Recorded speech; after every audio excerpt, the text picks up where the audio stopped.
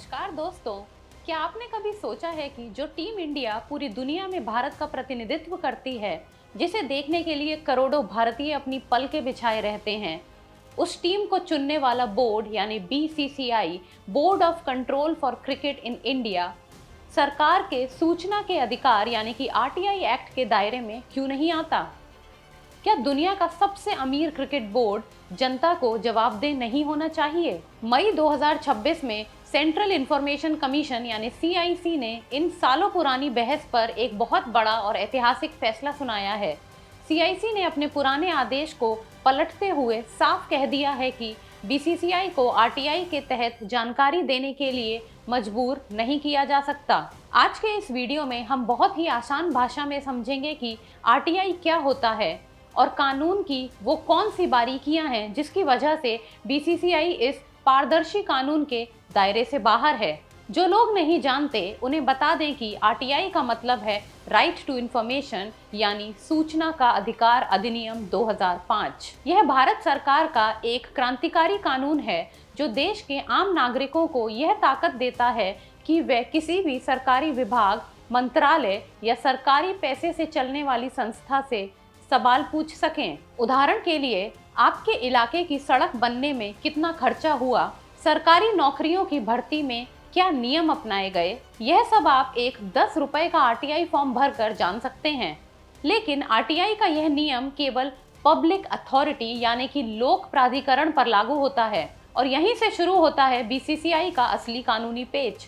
दरअसल साल 2018 में सीआईसी ने एक आदेश दिया था कि बीसीसीआई एक पब्लिक अथॉरिटी है और उसे आरटीआई के तहत आना चाहिए।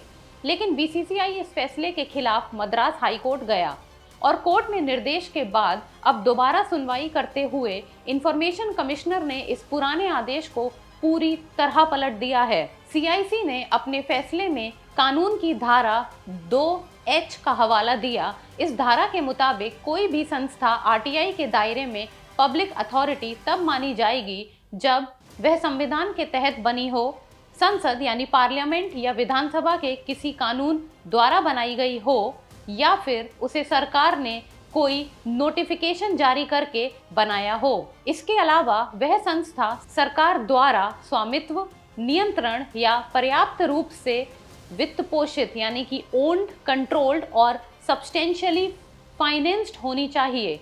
सीआईसी ने जांच में पाया कि बीसीसीआई इनमें से एक भी शर्त पूरी नहीं करता। कई लोग तर्क देते हैं कि नेशनल स्पोर्ट्स फेडरेशन होने के नाते और इंडिया नाम का इस्तेमाल करने के कारण बीसीसीआई को सरकारी माना जाना चाहिए। यहाँ तक कि जस्टिस लोढ़ा कमेटी और लॉ कमीशन ने भी सिफारिश की थी कि क्रिकेट बोर्ड को आरटीआई में लाना चाहिए। लेकिन सीआईसी ने साफ किया कि वे सिफारिशें केवल एडवाइजरी यानी सुझाव थीं, वे कोई बाध्यकारी कानून नहीं था। सुप्रीम कोर्ट ने भी अपने पुराने फैसलों जैसे कि जी टेलीफिल्म बनाम भारत संघ में माना कि बीसीसीआई कोई सरकारी राज्य नहीं है। आज बीसीसीआई किसी सरकारी मदद पर निर्भर नहीं है, इसका अपना एक आत्मनिर्भर बिजनेस मॉडल है। आईपीएल के media rights, global broadcasting deals, बड़ी बड़ी स्पॉन्सरशिप और टिकटों की बिक्री से यह बोर्ड खुद ही हजारों करोड़ रुपए कमा लेता है। तो दोस्तों, आसान शब्दों में कहें तो चूंकि बीसीसीआई अपने दम पर पैसा कमाता है और एक प्राइवेट सोसाइटी के रूप में रजिस्टर्ड है, इसलिए कानूनी तौर पर वह आरटीआई के दायरे से बाहर है। हालांकि इसका मतलब यह नहीं कि बोर्ड पर कोई नियम लागू नहीं होते। वह देश के बाकी कमर्शियल और टैक्स कानूनों के प्रति पूरी तरह जवाबदेह है। इस ऐतिहासिक फैसले पर आपकी क्या राय है?